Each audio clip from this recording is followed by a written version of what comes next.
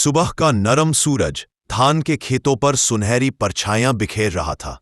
धुंध से लिपटा हुआ धर्मपुर गांव और उसी रास्ते पर चलता एक गरीब किसान रामू। चेहरे पर थकान पर आंखों में उम्मीद। यही था रामू, जो रोज संघर्ष करता पर सपनों से कभी हार नहीं मानता। उस दिन भी वह अपने बैलों के साथ खेत में हल चला रहा था। मिट्टी की खुशबू और सर्दी की हल्की ओस। अचानक हल किसी कठोर चीज से टकराया। रामू चौंक गया। उसने हल रोककर मिट्टी हटाना शुरू किया।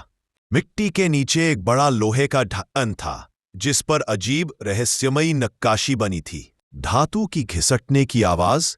रामू ने जैसे ही ढक्कन उठाया, नीचे से एक नीली चमकीली रोशनी बाहर फूट पड़ी। ढक्कन के नीचे एक गहरी सुरंग थी। डर भी था, पर जिज्ञासा ज्यादा। रामू रस्सी पकड़कर धीरे धीरे नीचे उतर गया। वह एक विशाल नीली चमकती गुफा में था। दीवारें मानो चांदनी से लिपटी हों, जैसे कोई प्राचीन रहस्य सांस ले रहा हो। गुफा के बीचों बीच एक पत्थर का चबूतरा और उस पर रखी एक पुरानी लकड़ी की पेटी।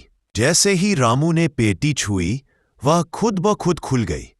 अंदर एक डायरी, एक लकड़ी की मूर्ति और एक चांदी का सिक्का था। डायरी खुद खुली। उसमें लिखा था, यह भूमि ऋषि वशिष्ठ की तपोभूमि है। निस्वार्थ व्यक्ति को धरती का वरदान मिलेगा।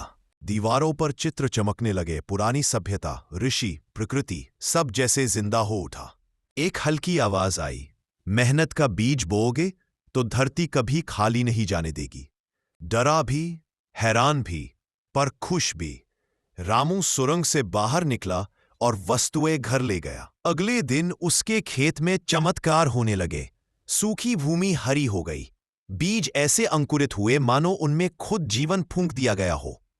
गांव वाले हैरान थे। रामू के खेत में ये कैसे?